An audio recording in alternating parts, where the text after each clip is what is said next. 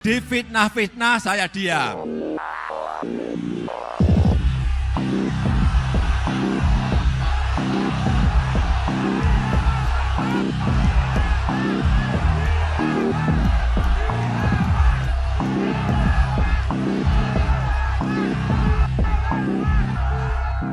Empat setengah tahun saya difitnah saya diam. Dijelek-jelekin saya juga diam. Dicela, direndah-rendahkan saya juga diam. Dihujat, dihina-hina saya juga diam. Tetapi hari ini di Jogja saya sampaikan saya akan lawan.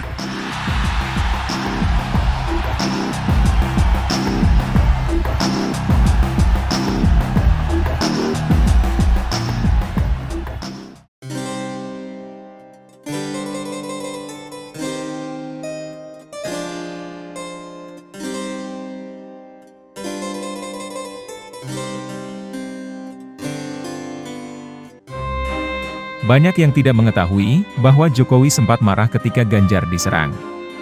Bahkan saat di situasi tersebut, orang-orang banyak beranggapan bahwa Jokowi sedang marah pada Ganjar. Inilah salah satu kehebatan Jokowi dalam meluapkan kekesalannya, yang sebagai seorang presiden tidak mungkin ia bisa berbicara dengan lugas, karena menjaga perasaan banyak orang. Kejeniusan Jokowi ini harus membawa banyak orang kembali melihat jejak digital penyampaiannya, guna melihat maksud sesungguhnya yang ia sampaikan. Namun juga dapat dimaklumi, karena pada saat-saat itu banyak kelompok yang memanfaatkan gelombang arus pembatalan Piala Dunia U20 untuk menyerang Ganjar. Sehingga berhasil memanfaatkan dan menggiring opini, bahwa Jokowi tidak pro pada Ganjar. Tapi yang urusan bola ini memang pusing saya 2 minggu ini gara-gara bola. Pusing betul. Karena apapun itu sudah sulitnya, sangat sulit sekali untuk bisa menjadi tuan rumah itu. Yang mengajukan, bukan 1, 2, 3, puluhan negara mengajukan. Dan kita juga ikut mengajukan, lobby sana, lobby sini menyampaikan kesiapan infrastruktur dan fasilitas-fasilitas kita. Akhirnya terakhir 3 negara dan kita dipilih. Jika kita melihat gaya Jokowi saat itu, sangat mungkin kita mengira Jokowi marah pada Ganjar, terkait pembatalan Piala Dunia U20 di Indonesia. Tetapi jika kita melihat lebih jauh lagi, terutama ketika Jokowi mengeluarkan statement dukungannya pada salah satu pilihan capres yang mengarah pada Ganjar, tentu isyarat kekecewaan Jokowi tersebut tidak mungkin ditujukan pada Ganjar. Bahkan sebaliknya, di momen yang sama, Jokowi menyinggung Prabowo yang sering meminta jalan bersama mendampinginya turun ke masyarakat. Tidak lupa dengan gestur khasnya, seakan ada sesuatu tersirat yang tidak mungkin dikatakan secara langsung pada Prabowo, bahwa ada sesuatu yang Jokowi tidak senang dengan tindakannya. Rahasia ini mungkin saja berhubungan dengan buzzer yang menyerang Ganjar, yang diduga dikendalikan oleh tim dari Prabowo. Untuk itu Jokowi tidak lupa menyampaikan, bahwa elektabilitas Prabowo yang meningkat bukan disebabkan karena dirinya, akan tetapi karena usaha dari Prabowo sendiri. Dan cermati sekali lagi, sebenarnya itu mempertegas bahwa Jokowi tidak mau dianggap mendukung Prabowo. Ini tadi disinggung mengenai Pak Prabowo yang naik elektabilitasnya.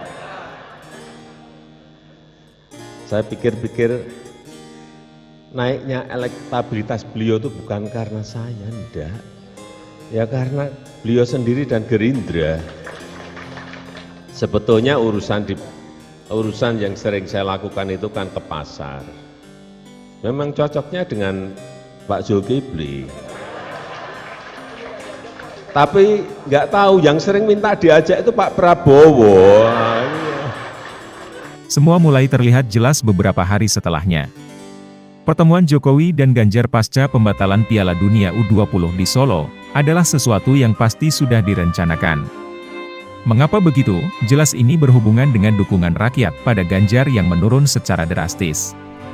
Jokowi menilai ini sebagai suatu fenomena yang tidak harus ditanggung oleh Ganjar seorang diri.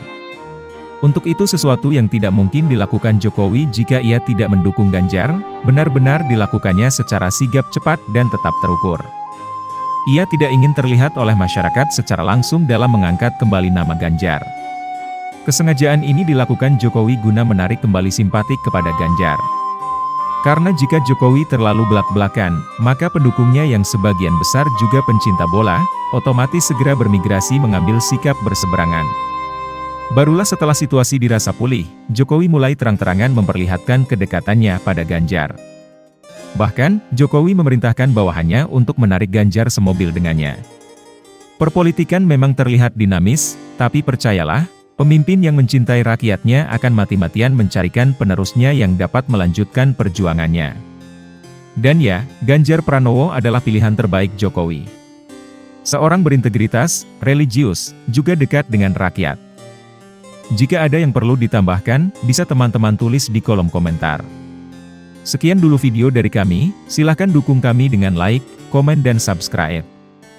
Guna mengembangkan channel ini, untuk memberikan informasi lebih tentang negara tercinta kita Indonesia. Terima kasih dan sampai jumpa di video menarik berikutnya.